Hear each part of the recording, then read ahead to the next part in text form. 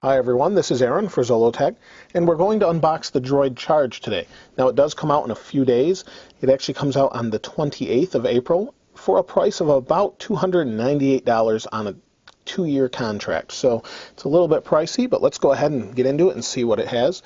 So the phone is made by Samsung. It's a 4G phone, so on the back Verizon has included for me. They've sent this along, so I appreciate it. This is the 4G SIM card. Let's go ahead and set that aside. We'll need that after. Go ahead and open this up here. Now the Droid Charge is Samsung's latest phone, and it is a 4G phone like I mentioned. It also has a 4.3-inch Super AMOLED Plus screen. So I'm not sure how that'll compare to the Super AMOLED we've already seen. Let's go ahead and take this off here. Pretty nice design. I wasn't sure what I thought of it in the pictures, but it looks a lot nicer in person, I think. And you can see there's the back, 4G, pretty big. Let me show you a comparison quick. Here's the Thunderbolt. So the Thunderbolt actually feels a lot heavier, although I haven't put the battery in here yet. But the case of this, I can tell already, is plastic.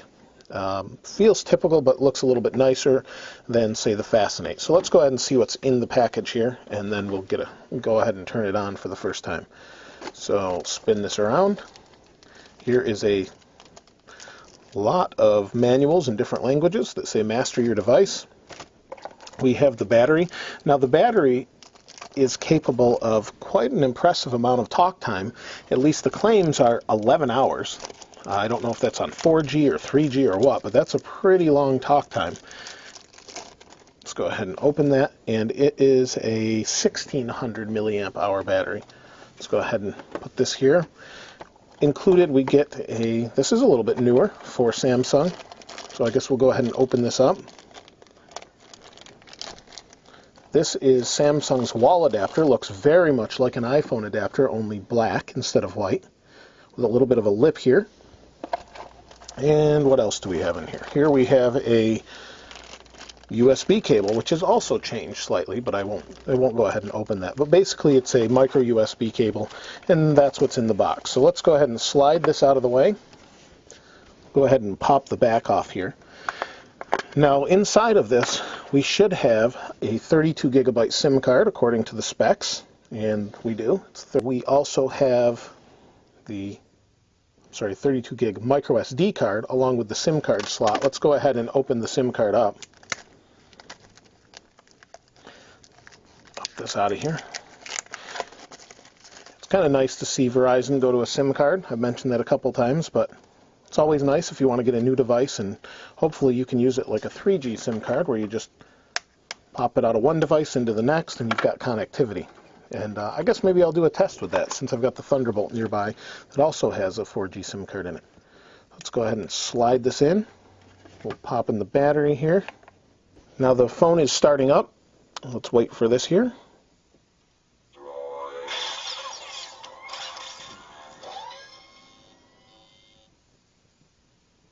Alright, we're going to wait for it to start up. Now it does have a SIM card. Normally they're activated ahead of time, so we normally don't have to go through activation.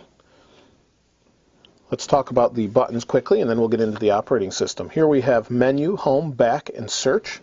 On the side here we have our micro USB. We have our volume up down with some little metal pieces in it, so it may be capacitive or to turn the screen on or something like that. We saw that in the Samsung Continuum, which was a Galaxy S model. We have the speaker on the back, and then our 8 megapixel camera with LED flash. On the top we have a 3.5 millimeter headphone jack along with a second microphone as opposed to the one on the bottom we'll look at in a moment.